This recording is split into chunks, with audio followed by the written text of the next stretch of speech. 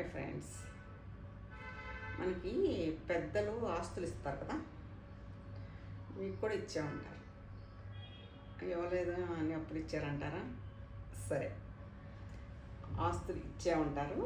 ఇవ్వకపోయినా మిమ్మల్ని పెంచి పెద్ద చేశారు కదా, పాలిచ్చి నీళ్ళు పోసి పాలు పోసి అంతా పెంచారు పెద్దవాళ్ళు. తర్వాత ఆస్తులు ఇస్తారు.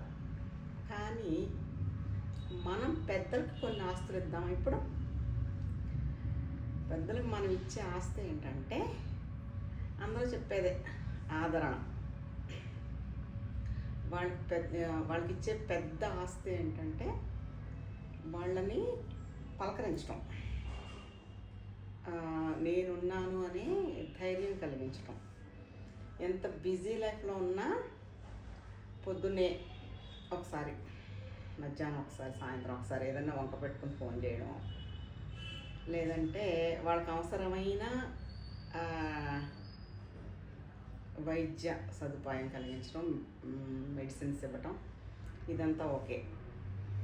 కానీ వాళ్ళకి ఎలా ఉంటుందంటే, వాళ్ళు చెప్పేది వినాలనుకుంటారనమాట.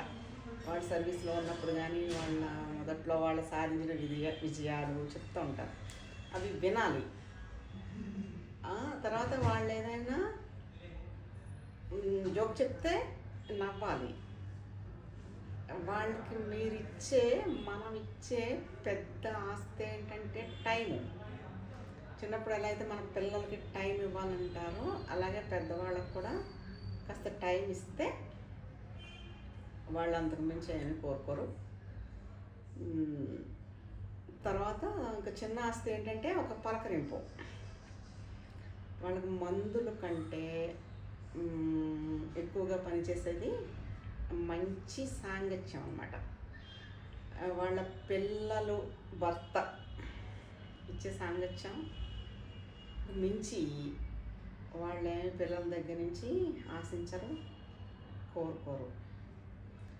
అవి అందరూ ఇవ్వగలిగిన ఆస్తులు. మీ తల్లిదండ్రులు మీకు ఆస్తులు ఇవ్వలేకపోవచ్చు, కానీ మీరు తల్లిదండ్రులకు ఆస్తులు ఇవ్వచ్చు. ఈ ఆస్తులు అందరి దగ్గర ఉంటాయి కదా. వాడికి ఆస్తులు పంచుదాం, ఆనందంగా వారిని ఉంచుతాం. వారు ఆనందంగా ఉంటే అది మనకి ఆనందం, మీకు ఆనందం. ఎందుకంటే వాళ్ళ డిస్టర్బెన్స్ మీకు లేకుండా ఉంటారు.